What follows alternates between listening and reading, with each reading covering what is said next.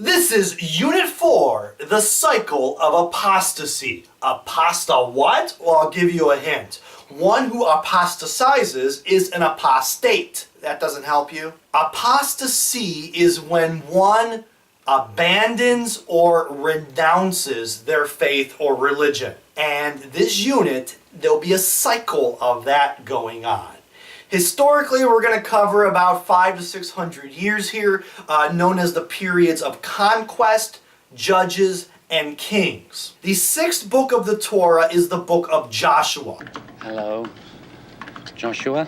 Who is Joshua? Joshua is described in the Torah as being a righteous man, he's a moral man, and he's going to be a very effective military leader. Whereas Moses was a lawgiver, Joshua is more of a warrior. But he's a warrior who knows his place. A lot of times Joshua is compared to Moses as being Moses without the flaw. What's the flaw? His doubt. Such doubt. Yeah, it was the doubts. So Joshua is not going to question God. He's going to follow God's instructions to the T, and he'll be victorious. For victory. Fun fact about Joshua, his Hebrew name, Yahshua. Who else is Joshua? Well, in the New Testament, the Greek spelling of Yahshua is Jesus.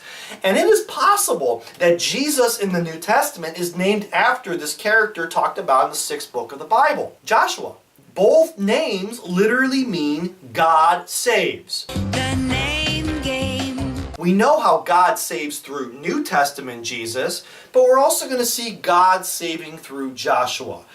In this period of conquest. It is Joshua that's leading the Israelites into the promised land. Moses got them there. Joshua takes them in. And then Joshua is leading them successfully through military conquest. God saves the Israelites through this person named Joshua. One of the very first stories we see in the book of Joshua occurs in chapter 2 with the story of Rahab. Rahab is a prostitute. Oh, right. And goes without saying, she is not a descendant of Jacob, aka she's a Gentile. What's interesting about the Rahab story is that Rahab actually is an ancestor to New Testament Jesus. Matthew's genealogy, Matthew chapter 1, talks about the Rahab. Rahab is an ancestor to David, who of course is a great ancestor to Jesus. What I find fascinating about the Rahab character is that Rahab, of course, is Gentile and she's a sinner. Fascinating. Jesus, of course, is going to be saving not just the Jewish people, but also the Gentiles and the sinner. So Jesus has a sinner in his bloodline. He's got Gentile in his bloodline. And that's pretty awesome, because that does reflect that he is a man for all of us, that he is a savior of all. And you get that savior idea in Rahab's story, because she provides hospitality and safe haven to Joshua's 2 spies in Jericho. When she meets these spies, she tells them, I know your God is a true God. We've heard about what your God did with the Red Sea and what he did with Egypt. I'm a believer. I'm a believer of your God.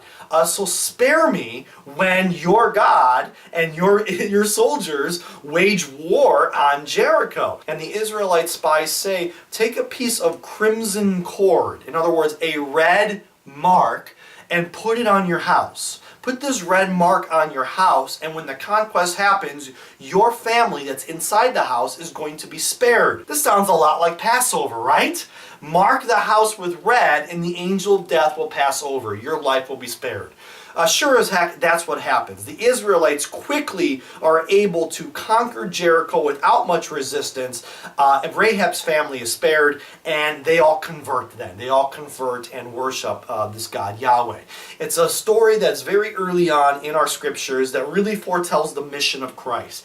That not all Gentiles are going to be bad people. Some Gentiles are ultimately going to be saviors in the way that Jesus is a universal savior. There was no reason for that woman Rahab to have belief in Yahweh. There was no reason for her to provide hospitality to the stranger. So what does she ultimately unknowingly do? She's keeping faithful the 2 greatest commandments of Jesus. Love God, worship God, and love your neighbor as yourself. So she is truly one of God's own, and she gets the rewards that go with it. She gets to live whereas everyone else in Jericho gets to die. But I let you live. If you're reading the Jericho story, God gives a lot of instructions that are peculiar, right? Blow your trumpets around the city 7 days. The walls will come crumbling down. Seems like a lot of detail, but this is something that Joshua learns early on, and the Israelites are obviously going to follow suit on this. When you follow God's instructions to the T,